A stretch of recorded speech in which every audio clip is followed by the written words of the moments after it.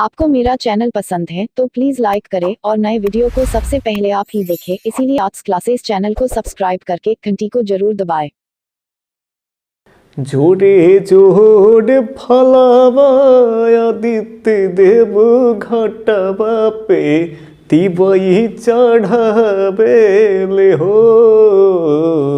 अचल बीच खड़ा होई दर्शन ले असरा लगावे ले हो, जल बीच खड़ा होई दर्शन ला असरा लगावे ले हो।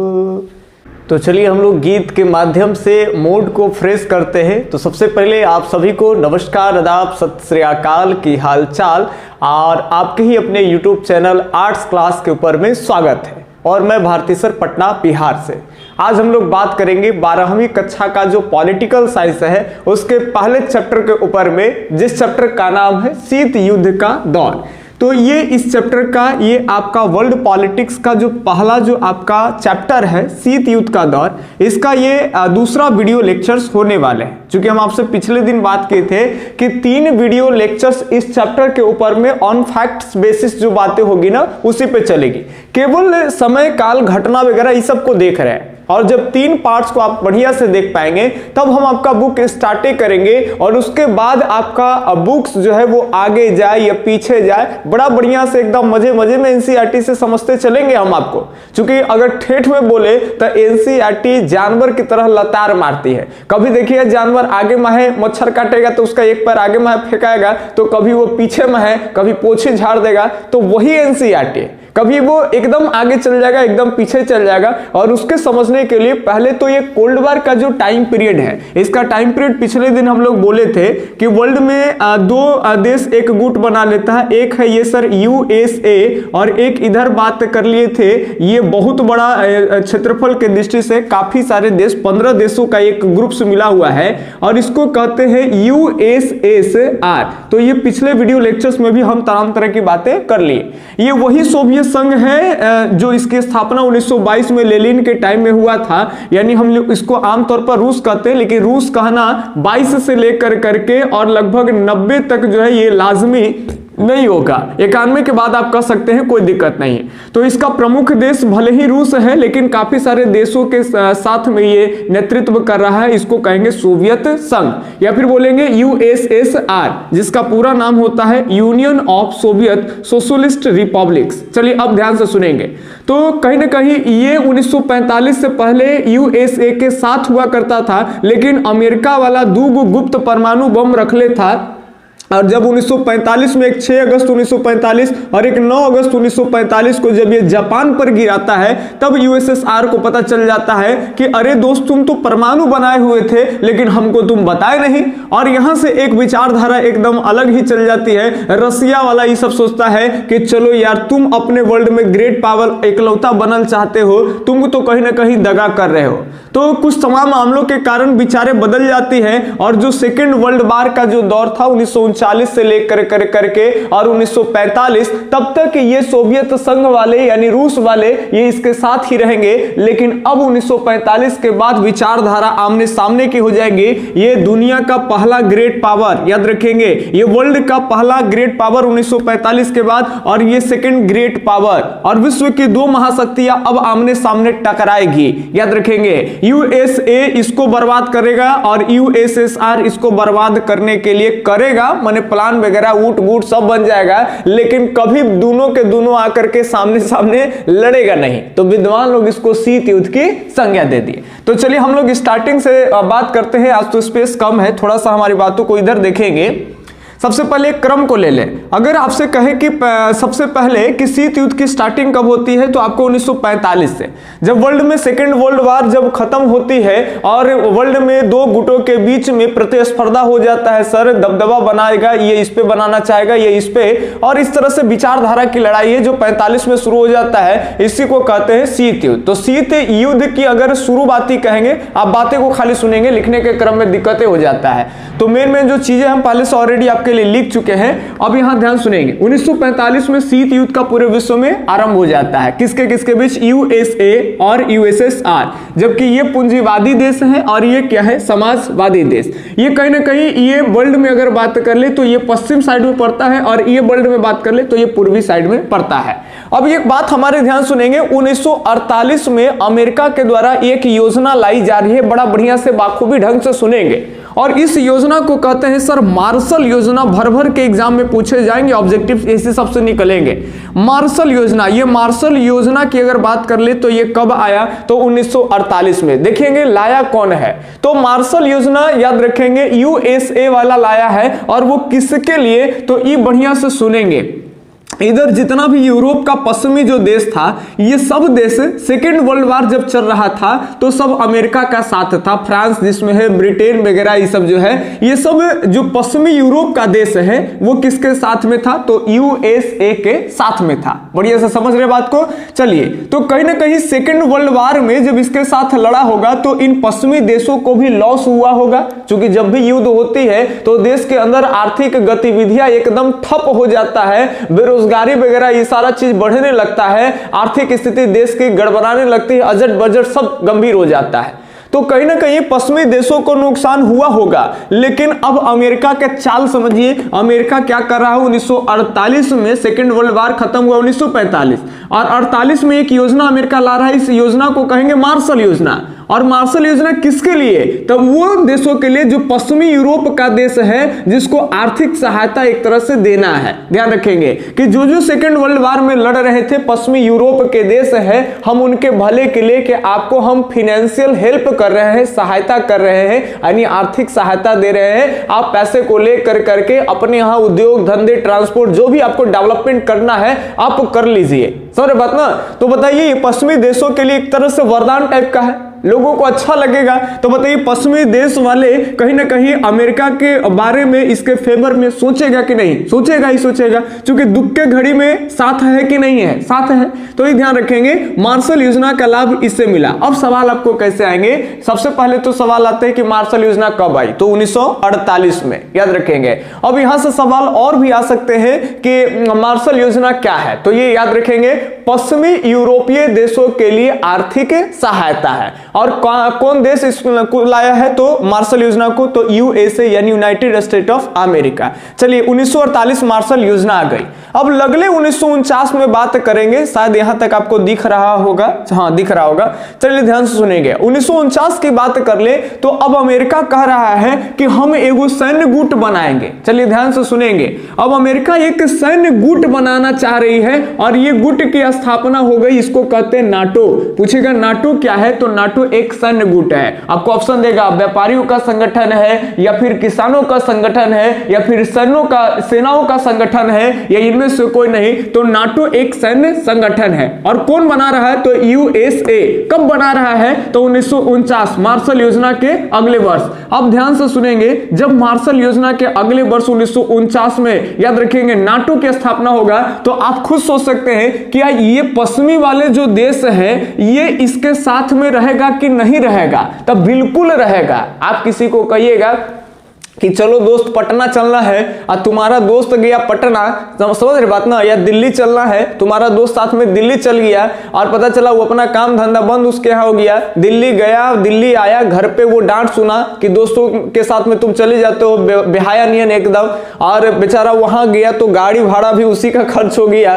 तो सारा चीज अगर उसको लॉस होगा और फिर कभी कहोगे कि मुंबई चलना है तो वो चलेगा? नहीं चलेगा। लेकिन अगर दिल्ली ले गए हो तो उसके जाने का खर्चा तुम दे दिए हो भैया, जितना भी खर्चा का जो वाहन हुआ वो सारा वाहन तुम कर लिए, जितना भी वहां रिक्शा लिए होंगे या फिर कहीं घूमे होंगे, कहीं खाए पिए होंगे, वो सारे खर्च अगर तुम दे दो, भले ही घर पे आने के बाद दे दो, खर्चा वो अपने पैसे कर दिया और घरे आए तो कहा कि एकदम जोड़ो तुम्हारा कहां कहां कितना पैसा खर्चा हुआ, ये लो कहे भाई तुम हमारा साथे गए होंगे।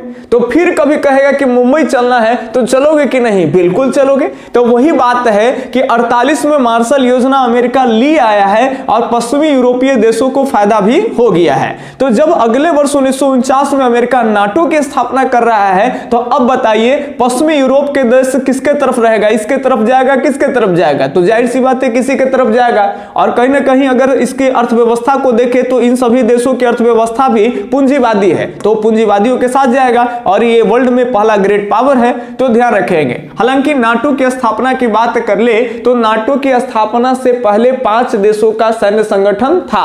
5 देश अपने एक सैन्य गुट बना चुके थे। 5 देश उसमें से कौन थे? एक ब्रिटेन है, नीदरलैंड है, फ्रांस है और बेल्जियम है। साथ साथ याद रखेंगे लग्जमबर्ग है। तो याद रखेंगे लग्जमबर्ग, बेल्जियम, फ्रांस, नीदरलैंड और ब्रिटेन, ये 5 देशों का अपना एक ग्रुप था। लेकिन यहीं पे अमेरिका क्या किया कि अमेरिका खुद इसी ग्रुप्स में शामिल होकर के और इसका नामकरण किया है नाटो। नाटो का पूरा नाम कभी कभी पूछेंगे आपसे कि नाटो के नाम पूरा नाम क्या होता है, तो नॉर्थ अटलांटिक टेरिटरी ऑर्गेनाइजेशन। तो कभी ये आपको अंग्रेजी में ना रहे तो आपको हिंदी में दिया जाएगा, तो याद रखेंगे नॉर्थ यानी उत्तर, अटलांटिक ये हिंदी में ही लिखेगा उत्तर अटलांटिक, ट्रीटी माने होता है संधि और ऑर्गेनाइजेशन मतलब होता है संगठन, तो कहेगा उत्तर अटलांटिक संधि संगठन। ठीक है, नाटो का पूरा नाम है निम्न में से, आपको अलग अलग जो है से कि पूरा नाम दिया रहेगा, तो उत्तर अटलांटिक संधि संगठन। इसकी स्थापना होती है सर जी 4 अप्रैल 1949 ईस्वी को। कब होती है? तो 4 अप्रैल 1949 ईस्वी को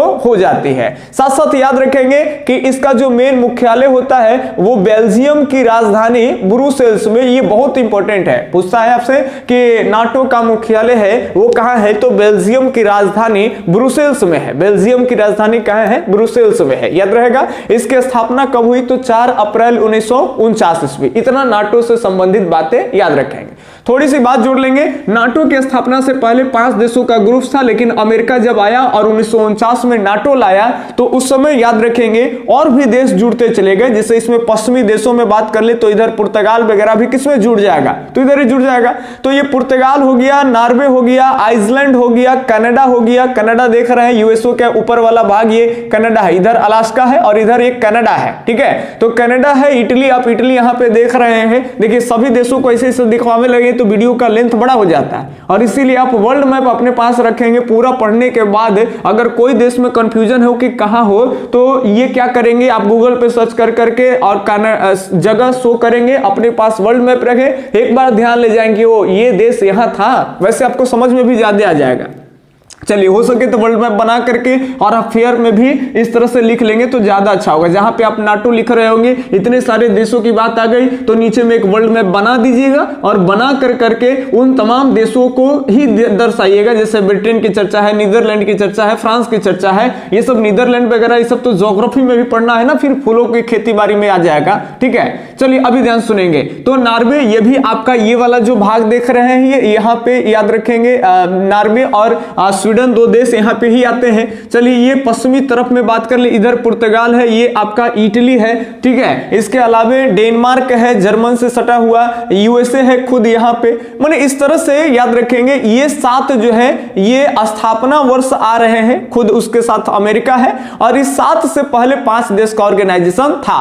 तो 5 और 7 दोनों मिला करके टोटल नाटो की जिस वर्ष स्थापना हुआ उस वर्ष कुल 12 देश थे। अब यहां से एक प्रश्न और होते हैं कि नाटो के स्थापना वर्ष जो है सदस्य देशों की संख्या कितनी थी, तो कुल देशों की संख्या सर जी है ये 12। अब जल्दी से हमारे साथ याद रखेंगे, नाटो की स्थापना हो रहा है 4 अप्रैल 1949 ईस्वी को। नाटो के कुल देश हो गई, पहले 5 था लेकिन अब नाटो के स्थापना वर्ष देशों की कुल संख्या 12 हो गई। इसके अलावे आपको बात रखना है मुख्यालय कहां है, तो बेल्जियम की राजधानी ब्रुसेल्स में इसके मुख्यालय हेडक्वार्टर रखी गई। इतना आपको नाटो से बात याद रखना है। बीच में फ्रांस पहले बाहुबली था, फ्रांस के बारे में आप जानबे कर रहे हैं कि फ्रांस बहुत पहले पावरफुल था, तो ये लोग ऑर्गेनाइजेशन बनाए हुआ था। लेकिन जब अमेरिका आ जाएगा तो कहीं ना कहीं अमेरिका के आने पर फ्रांस की चलती थोड़ा सा कम हो जाएगा, तो फ्रांस बेचारा नाराज हो जाएगा और 1966 में ये नाटो से निकल जाएगा। तो घबराना नहीं है, काफी सारे देश आएंगे भी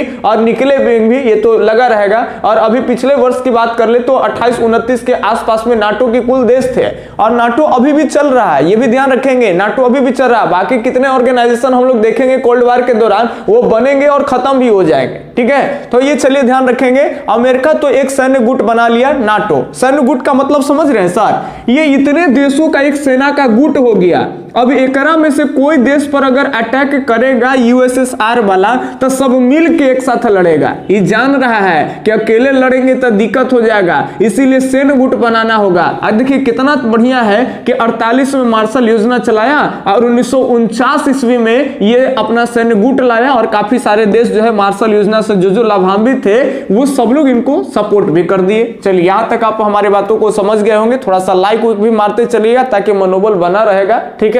चलिए अब आगे हम लोग कड़ी को देखें। यहां तक आपको नाटो तक कोई परेशानी तो हुआ ही नहीं होगा।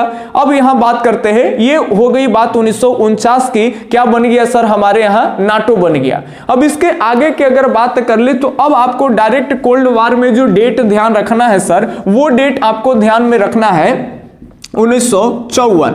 ये 1954 में हमारे यहां चीजें हो रहा है, इनके यहां नहीं हो रही है। हालांकि ये एक तो गुट ये बन गया, और फिर 1954 की अगर बात कर ले, यहां गौर से देखेंगे ये 1954 की, यहां पर एक CEATO, यहां लिखने में परेशानी है, CEATO, ये एक और गुट बन गया। और ये गुट बना किसके सपोर्ट से, तो ये जो ब्रिटेन, फ्रांस, ये सब वाला पश्चिमी यूरोपीय जो देश है ये, और यूएसए के सपोर्ट से। देखिए ये कहां बन रहा है, तो ये वाला पूरा एशिया है सर, और एशिया के नीचे जाएंगे तो दक्षिण पूर्वी एशिया में इधर काफी सारे मलेशिया, थाईलैंड, ये सब देश है। तो इन लोगों का भी एक सैन्य ग्रुप्स बना दिया जाए, ऐसा कौन सोच रहा है, तो इसे पश्चिमी यूरोपीय वाला जो देश है ये लोग सोच रहे हैं कि इन लोगों का भी एक सैनिक गुट बना दे। काहे कि अगर ये लोग सैनिक एक गुट में बन जाएगा तब तो ये यूएसएसआर के साथ में नहीं जाएगा, अगर ये सैनिक गुट नहीं बना तो हो न हो ये यूएसएसआर के साथ में चला जाएगा। तो बहुत चालाक है ये लोग, यहां से पैसे वगैरह खर्च कर करके, और जो दक्षिण पूर्वी एशियाई जो देश थे उनका भी एक सैनिक गुट बना दिया, उसी को कहे CEATO। ये बना कब, 1954 में। अब बात को ध्यान सुनेंगे, कहानी यही नहीं खत्म होता है, एक CENTO बना दिया गया, याद रखेंगे ये कहां के लिए बना दिया गया, तो ये जो यूएसएसआर के जो नीचे वाला भाग देख रहे हैं ना सर, इधर में हम लोग देखेंगे तुर्की, इराक वाला जो भाग है इधर बन जाएगा। तो जो मध्य एशियाई देश मोटा मोटी अगर हम जान लेंगे तो उनमें ये जो सेंट्रल वाली बातें हैं तो उसमें CENTO ऑर्गेनाइजेशन जो है वो बना दिया गया। सब किसके सपोर्ट से बन रहे हैं, तो यही सब जो मित्र राष्ट्र वाला है ना, जो पश्चिमी यूरोपीय देश और USA वाला, इन लोगों की सपोर्ट से यहाँ पे सैन्य गुट बन गए। वो अलग बातें हैं कि धीरे धीरे ये सैन्य गुट जो है धीरे धीरे खत्म हो जाएगा, और ये मध्य एशिया वाला जो क्षेत्र का सैन्य गुट बनेगा ये भी खत्म हो जाएगा। कुछ तो मध्य एशिया के देश सब ऊपर में शामिल है यूएसएसआर के साथ। तो मेन हमको दो ही गुट पे ध्यान रखना है, एक गुट इधर बन गया है जी नाटो। अब बताइए इतना कोई करोगे, अब बताइए यूएसएसआर चुप रहेगा क्या, ये भी जवाब देगा कि नहीं? नहीं जवाब देगा तो फिर अमेरिका को और लग जाएगा कि हम पावर हैं, ये कुछ नहीं कर पाएगा। अब यहाँ पे बात को सुनेंगे, इसके जवाब को देखने से पहले थोड़ी सी अब अपने आप पर आ जाते हैं। ये सर दक्षिण एशिया में हम लोग आते हैं जिसको कहते हैं सर भारत, ये भारत है। और भारत में बगल में अगर बात कर ले, चलिए यहाँ पे अगर हम थोड़ा सा लिख दे अपने इस तरह से, बाकी आप समझ जाइएगा, मोटा मोटी हम बनाने का प्रयास कर रहे हैं इंडिया। चलिए ये मान ली इंडिया है, और इंडिया के जस्ट बगल में इधर साइड में कौन है, तो इधर चीन जी है। चलिए याद रखेंगे ये कौन जी है, चीन जी।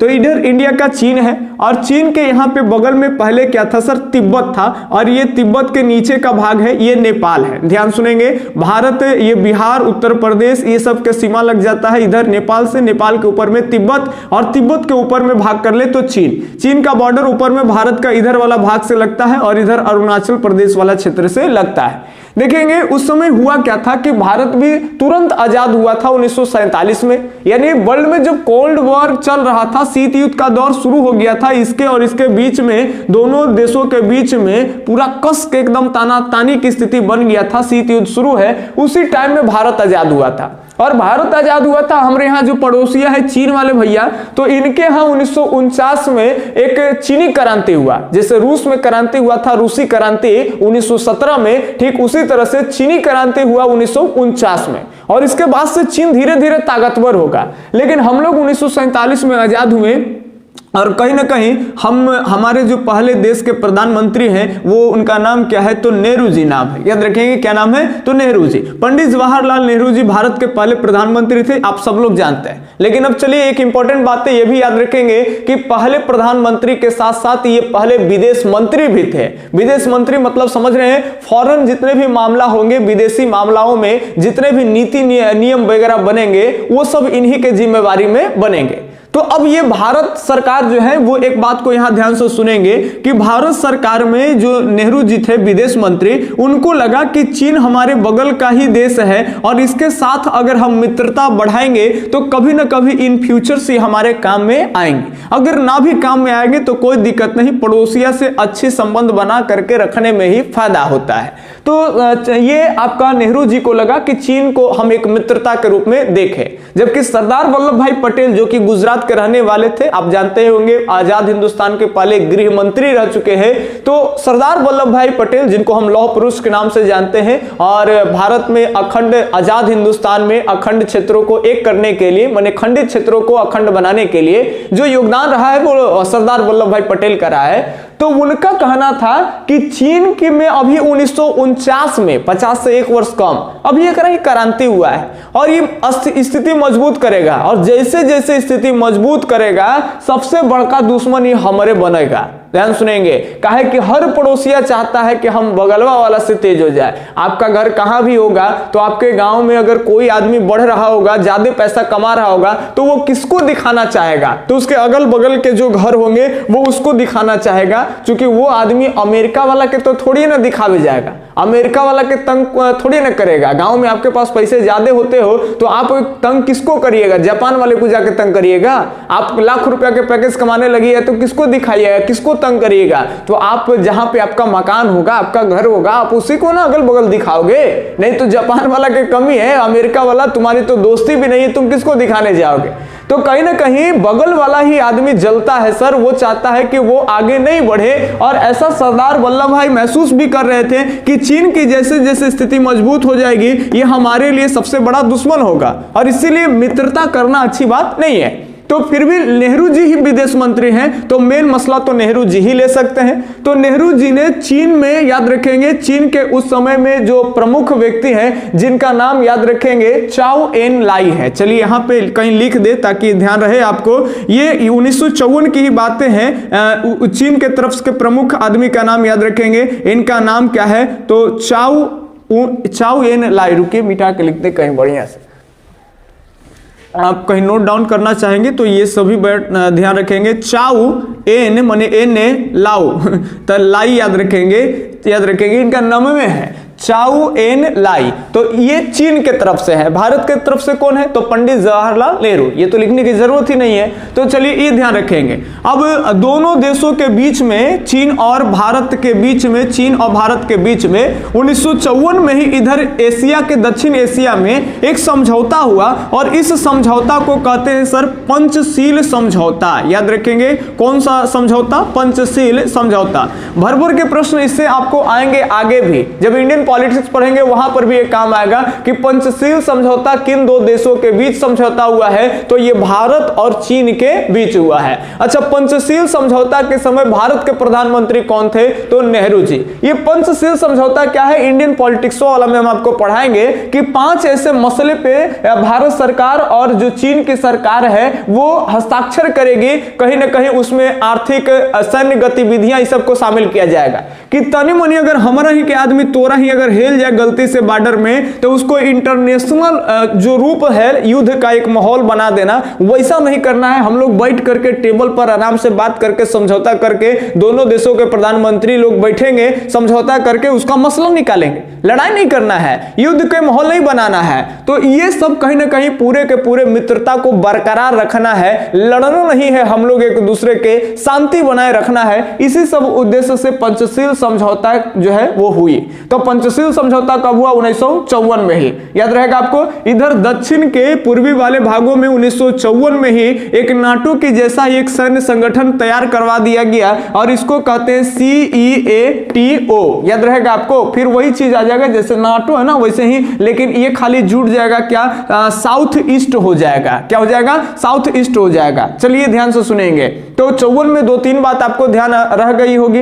अब यहां पे बात को समझेंगे थोड़ा सा। पंचशील समझौता जब हुआ तो एक भारत में नारा भी प्रचलित हो गई कि भाई हिंदी, इनमें से हिंदुस्तान और इनमें से चीन, हिंदी और चीनी दोनों भाई भाई हैं। तो ये नारा प्रचलित हो गई। हालांकि हम लोग आगे देखेंगे कि 1962 में ये लक्षण दिखाई देता है, चीन ये हमला अटैक कर देता है हमारे क्षेत्रों पे, इधर अरुणाचल प्रदेश से और इधर जम्मू कश्मीर के ऊपर वाला जो भाग है इधर से, और ये अपन दिखा देता है जैसे कि दुश्मनी वाला। तो कहीं ना कहीं हिंदी चीनी का नारा 1962 में जब हम लोग पढ़ेंगे युद्ध 1962 का, तो समय टूट जाएगा। चलिए अब हम लोग बात कर ले, एकदम क्रम से देख रहे हैं। कोल्ड वार में जब तक आपको डेटिंग सारा कंप्लीट नहीं होगा तब तक समझ में नहीं आएगा। चलिए यहाँ पे थोड़ा सा मिटा रहे और मेरे साथ जल्दी जल्दी सुनेंगे। शीत युद्ध स्टार्ट कब होता है सर, बताइए जल्दी से। 1945। चलिए 1948 में क्या हुआ, तो अमेरिका ने एक योजना लाया। इस योजना को कहते हैं मार्शल योजना। किसके लिए था, तो ये पश्चिमी यूरोपीय देशों के लिए था, ठीक है, एक तरह से आर्थिक सहायता। 1949 में अमेरिका किस चीज की स्थापना करता है, एक सैन्य गुट के, इस सैन्य गुट का नाम नाटो है, ठीक है। 1954 में बात कर ले तो SEATO की स्थापना होती है और 1954 में इधर दक्षिण एशिया के 2 देश, एक भारत और एक चीन, दोनों के बीच में एक समझौता हुआ। इसको कहते हैं पंचशील समझौता। ये बात याद रखेंगे। अब बताओ, इतना कुछ हो रहा है, भारत को खाली छोड़ दीजिए तो चारों तरफ से घेरा घेरी हो रहा है यूएसएसआर का, तो क्या यूएसएसआर चुप रहेगा? नहीं, यूएसएसआर भी एगो गुट बना देगा। बढ़िया से सुनेंगे, ये यूएसएसआर वाला भी क्या बना देगा, तो गुट बना दिया। और इसके सैन्य गुट को कहते हैं सर वर्सा पैक्ट। बड़ा बढ़िया सुनेंगे, इसके सैन्य गुट को क्या कहते हैं, तो वर्सा पैक्ट कहते हैं। 2 बातें, नाटो कहेंगे आपका ध्यान एकदम चला जाना चाहिए USA की तरफ। अगर हम कहेंगे वर्सा पैक्ट, आपका ध्यान चला जाना एकदम भैया पूर्वी गुट, इसको कहते हैं वर्सा पैक्ट। याद रखेंगे यूएसएसआर का कौन है, तो वर्सा पैक्ट है। अब ये वर्सा पैक्ट, इसकी स्थापना तो 1949 में ही हो गई और वर्सा पैक्ट की स्थापना हो रही 1955 में। कभी कभी आप भुतला जाओ तो ये तो आपको ध्यान रहेगा ना कि वर्सा पैक्ट की स्थापना अब सोवियत संघ के द्वारा कोल्ड वार के दौरान किया गया है। कोल्ड वार का मतलब 1945 के बाद। तो आगे के अगर दुओ को बात आपको याद रहेगा, आपको 1900 के टाइम चल रहा है, तो ये कह रहा यूएसएसआर का ही ना गुट है, तो एसएसआर में 2 एस निकाल के एजा पड़ी रख देंगे तो देखिए 2 एस 5-5 जैसा लगता है कि नहीं लगता, बिल्कुल लगता है। तो यहाँ पे 1955 हो जाएगा। क्या हो जाएगा सर, 1955। तो चलिए यहाँ ध्यान से सुनेंगे, वर्सा पैक्ट जिसको हिंदी में भी लिख दिया, अंग्रेजी में भी लिख दिए हैं। तो ये किसका है, तो यूएसएसआर का। यूएसएसआर का फुल नेम क्या होता है, union of Soviet socialist Republic. चलिए ये ध्यान रहेगा आपको। चलिए इसकी स्थापना हो गई वर्सा पैक्ट के 1955 में और इसमें याद रखेंगे मुख्यालय रखा गया तो रूस की जो राजधानी है वही मॉस्को में। ध्यान रखेंगे ये वर्सा पैक्ट यूएसएसआर वाला का है, यानी सोवियत संघ वाला का है, सैन्य गुट ही है। ये भी सैन्य गुट है नाटो और ये भी सैन्य गुट है जो वर्सा पैक्ट है। तो ये इसके जो मुख्यालय है वो नाटो मॉस्को में यहाँ पे पड़ता है, पश्चिमी वाले भाग। क्योंकि यहाँ पे ध्यान से सुनेंगे, यूराल पर्वत जो होता है एशिया और यूरोप को ये भौगोलिक सीमाओं से अलग करता है। तो रूस इतना क्षेत्रफल में फैला हुआ है कि इधर जो राजधानी वाला भाग है ये आपका यूरोप में पड़ता है, लेकिन रूस का सबसे ज्यादा जो क्षेत्रफल है वो एशिया में है। तो क्षेत्रफल की दृष्टि से हम लोग इसको एशिया में भी काउंट करते हैं, लेकिन अगर इसकी राजधानी की बात कर ले तो पॉलिटिकल राजधानी यहाँ होने के कारण इसको हम लोग यूरोप के भी देश में काउंट कर लेते हैं। चलिए ध्यान में रखेंगे बात को। तो इसकी राजधानी मॉस्को में जो है इसकी स्थापना हो गई वर्सा पैक्ट के। ये भी एक क्या था, तो सैन्य गुट है। लेकिन इसमें देशों के नाम ध्यान रखेंगे बात को, जिसमें पोलैंड है, रोमानिया है और पूर्वी जर्मनी, साथ साथ हंगरी के बारे में तो 10वां में पढ़े होंगे, जिसकी राजधानी होती है बुडापेस्ट। 1 मिनट रुक गया का, ठीक है, मुझे लगा कि वीडियो रुक गया है, चलिए ध्यान रखेंगे। हंगरी 10वां में पढ़ने था। हंगरी की राजधानी कहाँ होती है? तो बुडापेस्ट, याद रखेंगे। वो बूढ़ा है, अधर के पेस्ट रगड़ ले हैं। इसके अलावा उत्तरी कोरिया की भी बात कर ले तो ये भी किसके तरफ रहेगा? तो सर वर्सा पैक्ट में। हम लोग धीरे धीरे डीप पढ़ेंगे कि किस तरह से काफी सारे ऐसे भी देश थे कि जो इसमें रहना पसंद नहीं कर रहे थे, लेकिन सोवियत संघ ओकरा बलजोरी चाप के रख लेता कि तू हमरा देश से रहबे कर। फिर इसमें से काफी सारे जो देश हैं वो बीच बीच में से फिर निकलना भी शुरू कर देंगे। लेकिन अभी ध्यान रखेंगे कि पोलैंड, रोमानिया, पूर्वी जर्मनी, हंगरी, उत्तरी कोरिया, ये सब किसमें शामिल है? वर्सा पैक्ट में। वर्सा पैक्ट किसका गुट है? सोवियत संघ, यूएसएसआर का। यूएसए वाला का क्या है सर? तो नाटो। अच्छा, एक बात और ध्यान दीजिएगा, जापान कौन में जाएगा? अब ये अमेरिका वाला के में जाएगा कि इनमें जाएगा? पिछले वीडियो लेक्चर में पढ़ाए थे कि जापान यहाँ है और जापान वाला का किया था गलती कि अमेरिका के एक होनोलुलु द्वीप था, आई होनोलुलु द्वीपवा को उड़ा दिया था के जापान वाला। तो ये अमेरिका वाला गुस्सा होकर के और दो बम एक ही मार दिए, दोनों के दोनों परमाणु, एगो लिटिल बॉय और एगो फैट बॉय, और दो गुप्त परमाणु था। तो ये बेचारा एकदम ठंडा हो गया। अब बताइए कि जापान वाला पर ये परमाणु बम गिराया तो जापान इस तरफ में, बताओ इसके गुट में जाएगा या इसके गुट में जाएगा?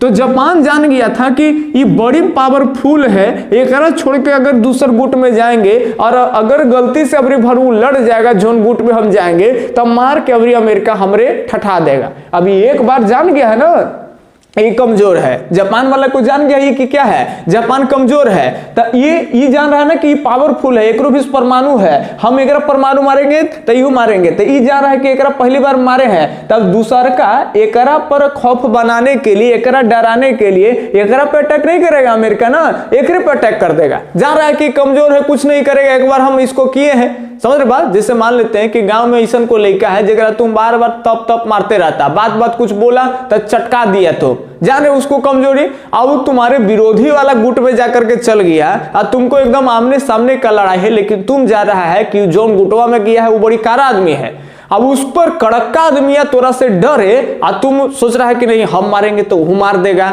इतना डर है आपको कि हम वो एक गोली मारेंगे तो वो एक गोली फायर करेगा, इतना तो वो भी है आदमी।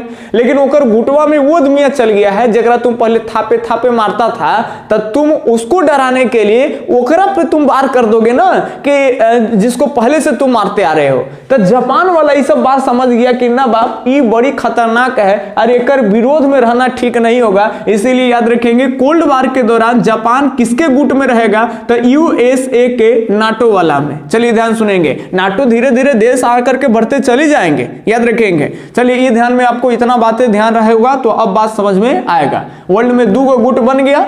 अब धरल जा रहा था, यहू फेरा में था कि भारत में ऐसन भारत जैसे नया नया जो देश आजाद हुआ था, भारत तो एकरा में शामिल है, उ सब के पकड़ो और ओकरो अपने में मिलावे जा। ये भी खूब प्रयास किए यूएसएसआर वाले कि भारत जो है यूएसएसआर के तरफ से आ जाए, और कहीं ना कहीं अमेरिका वाला खूब प्रयास करेगा कि भारत जो है ये हमारे तरफ आ जाए। ब्रिटेन वगैरह ये सब चाहे, और ब्रिटेन ने तो कहीं कहीं हमारा मालिक है, और ब्रिटेन अगर कह देगा तो बात कैसे टाल दीजिएगा। ब्रिटेन वाले के सहयोग से हम लोग देखेंगे कि बाद में कि अपने भारत के अंदर में जो दुर्गापुर है पश्चिम बंगाल के अंदर में, तो पश्चिम बंगाल के दुर्गापुर में ब्रिटेन के सहयोग से एक हमारे यहाँ इस्पात कंपनी आई है, याद रखेंगे, जिसको कहते हैं दुर्गापुर इस्पात कंपनियां। तो दुर्गापुर जो इस्पात कंपनियां यानी स्टील कंपनी है, ये ब्रिटेन के सहयोग से लगा है। अब ये ध्यान सुनेंगे, एगो रूस वाला है, ये रूस वाला झारखंड में जाकर करके और बोकारो में जाकर के वो इस्पात कंपनियां डाल दी। तो कहीं ना कहीं हमारे यहाँ ब्रिटेन का भी प्रभुत्व हो रहा है, ब्रिटेन वाला भी सब चाह रहा है कि हमर गुट में आ जाए, क्योंकि बहुत ज्यादा आबादी हमनियों ना रख लेते, तो हर कोई सोचेगा कि अधिक आबादी वाला हमारे वाला में आ जाए ताकि हमर गुट बरियार हो जाएगा। और ये ने रूस वाला भी खूब जैसे कि हम लोग पर उस दौरान में जो है वो एकदम पूरा माया दया कैले है। और ये रूस वाला आया तो बोकारो इस्पात कंपनी बड़ी बड़ी इस्पात कंपनियां हैं, काफी सारे लोगों को रोजगार मिलती है। समझ रहे बात? अब ये आपको याद रखने के लिए बड़ी बात नहीं है कि बोकारो इस्पात कंपनी किसके सहयोग से हुआ है, तो रूस से। आप ऐसे याद रखेंगे कि बोकवा के मनैली तो बोकवा रूस गेलक, बोकवा के मनैली तो बोकवा रूस गेलक। समझ रहे बात ना? यानी बोकारो इस्पात कंपनी किसके सहयोग से है, तो रूस के सहयोग से। चलिए ध्यान रखेंगे।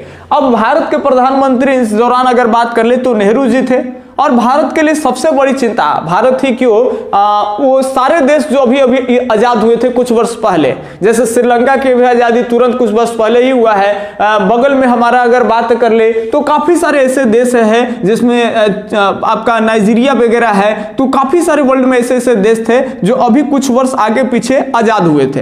तो वो भारत सरकार क्या सोच रही है कि अगर इधर जाएंगे, समाजवाद की तरफ जाएंगे, तो हमारे भारत में तो विविधता नहीं सर, भारत में काफी सारे ऐसे आबादी है कि जो समाजवादी पार्टी को फॉलो करता है, जैसे हमारे कम्युनिस्ट पार्टी माले वाले लोग हैं, तो वो तो कहेंगे यही ना कि न हम लोग सोवियत संघ देने जाएंगे, जात जात के हिसाब से विचार आएगा कि समाजवादी टाइप का है, और यही समाजवादी से ना ये माले वाला पार्टी आ गया है हमारे यहाँ विचारधारा बन करके, और कांग्रेस पार्टी से अलग हो ये लोग नए नए कम्युनिस्ट पार्टी वगैरह बन गया है। तो हमारे यहाँ जो माले वाले इस सबको फॉलो करने वाले हैं, कम्युनिस्ट पार्टी के जो फॉलोवर्स हैं, वो तो चाहेंगे कि हम लोग एक समाजवादी टाइप को समर्थन, समाजवाद को तरफ में चले जाएंगे। लेकिन हमारे यहाँ जो निजी आदमी है, पूंजीपति आदमी है, पैसे वाले आदमी है, उद्योगपति है, वो चाहेंगे कि हम हमेशा बरियरका दने जा करके रहेंगे, यानी इसको हम लोग निजीकरण के तरफ इधर से रहेंगे। तो अगर मान लेते हैं भारत सरकार अगर यूएसएसआर के गुट में अगर भारत को लेके चला जाएगा, तो हमारे यहाँ जो उद्योगपति ये सब जो है वो रूस जाएंगे, नाराज हो जाएंगे। जो अमीर आदमी है, जो ज्यादा सोचे वाला आदमी है, गरीबों के लिए नहीं सोचते हैं, लेकिन जो गरीब वाला आदमी सब है उसकी जो पार्टियां हैं वो कहेगा कि इधर जाएंगे। तो हमारे तरफ तो भारत में तो दोनों आबादी काफी संख्या में है, तो भारत में तो ये हो जाएगा। अब यूएसएसआर में चल जाएंगे तो कुछ लोग कहेंगे कि भारत सरकार गलती कर दी, उसको नाटो में रहना चाहिए था।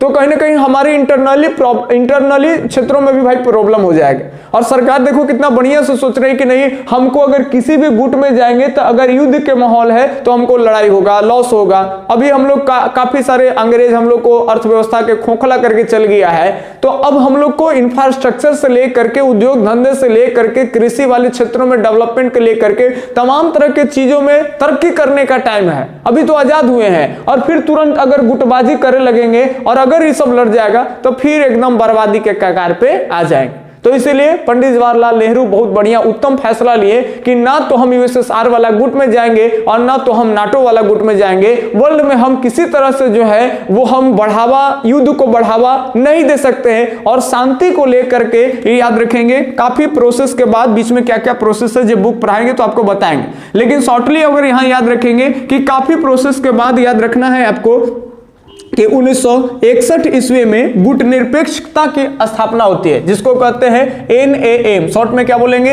NAM, यानी फुल नेम होता है इसका नॉन अलाइनमेंट मूवमेंट। याद रखेंगे, नॉन अलाइनमेंट मूवमेंट। इसको हिंदी में कहते हैं नॉन यानी गुट, इसको कहेंगे निरपेक्ष, गुट निरपेक्ष, और इसको बोलते हैं सर आंदोलन, यानी मूवमेंट को क्या बोलेंगे? आंदोलन। तो गुट निरपेक्ष आंदोलन की स्थापना 1961 में हो जाती है। चलिए ध्यान सुनेंगे। इसके जो मेंबर देश हैं, सदस्य देश हैं, ध्यान रखना जरूरी है। भारत है, युगोस्लाविया है, इंडोनेशिया है, मिस्र है, घना है, नाइजीरिया है, श्रीलंका है। ठीक है, तो ये ध्यान रखेंगे कि इतने जो देश है वो लगभग सब देश का जो हम नाम अभी लिखे हैं, ये सब देश अभी अभी कुछ वर्ष पहले आगे पीछे आजाद हुए थे।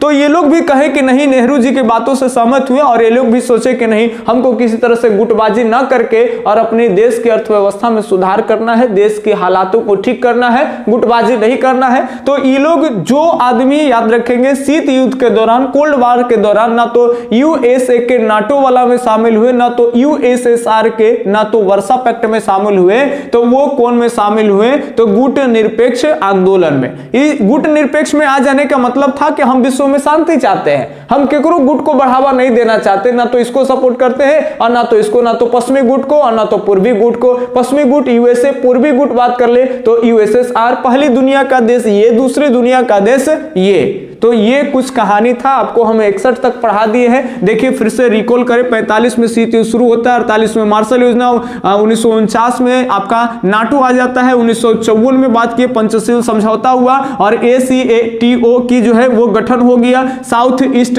में जो सैन्य संगठन बना इस सब देश को लेकर के, और 54 में पंचशील बता ही दिया आपको। और 1955 में बात कर ले तो 55 में ये एगो सैन्य संगठन बना दिया यूएसएसआर वाला, इसको कहते हैं वर्सा पैक्ट। ठीक है, कौन कौन देश शामिल हुए, सभी बता दिए आपको। और उस समय पंचशील समझौता के दौरान उधर के जो प्रमुख आदमी है जिनका नाम चाउ एन लाई है। ठीक है, अब हम लोग 61 से ही देखेंगे बर्लिन दीवार और क्यूबा मिसाइल संकट होते हुए अगले वीडियो लेक्चर्स में हम हंगरी तक खत्म करेंगे। 3 पार्ट्स में हम आपको फैक्ट्स पढ़ा करके ये चैप्टर खत्म कर देंगे।